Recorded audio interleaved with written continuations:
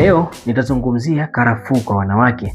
Karafuu ina faida kubwa sana ndani ya mwili wa mwanadamu na imetumika kwa miaka mingi kwa kuondoa changamoto mbalimbali ndani ya mwili wa mwanadamu. Sasa wanawake wengi wafahamu kwamba endapo watatumia karafuu kwa uangalifu mzuri, wanaweza kuondokana na changamoto mbalimbali ndani ya afya zao.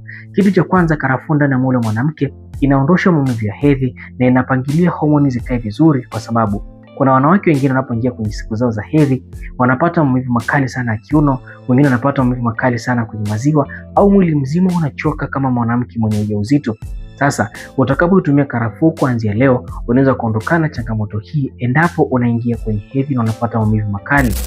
Faida ya pili ni kuimarisha afya ya uzazi na kuongeza uwezo wa kubeba mimba kwa wanawake. Kuna wanawake ambao kila wanapobeba mimba zinaharibika, au wakati mwingine wanahangaika sana kwa muda mrefu wamekosa kubeba ujauzito. Sasa utakapotumia karafuu inakuongezea uwezo mkubwa wa kubeba ujauzito, kwa sababu karafuu ina uwezo mkubwa sana wa kuimarisha afya ya uzazi. Faida ya tatu ya karafuu ni kuondosha harufu mbaya ukeni kwa wanawake na kupambana na vimelea hatari wanaokuwepo sehemu za siri kwa wanawake. Karafuu unapoitumia kwa uangalifu mzuri, ina uwezo wa kufanya sehemu zako za siri kuwa ni salama na kurejesha bakteria ambao wanalinda na kupambana na bakteria ambao ni hatari, ambao wanaweza kusababisha kupata harufu mbaya eneo la siri.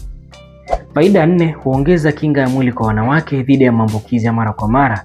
Unapotumia karafuu mara kwa mara, inaongeza nguvu ya mwili kupambana na bakteria mbalimbali wanaweza kushambulia mwili kwa nyakati tofauti.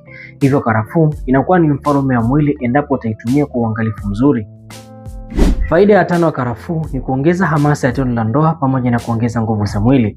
Kuna wanawake wengi ambao wanakumbwa na changamoto kubwa ya kukosa hamu au kukosa hisia kabisa ya tendo la ndoa. Hivyo utakapoitumia karafuu kwa maelekezo sahihi na kwa muda maalum, unaweza kuongeza hisia na hamu ya tendo la ndoa na hivyo kuenjoy na kufurahia tendo la ndoa. Faida ya 6, husaidia sana kusafirisha damu na kuimarisha afya ya ngozi kwa wanawake.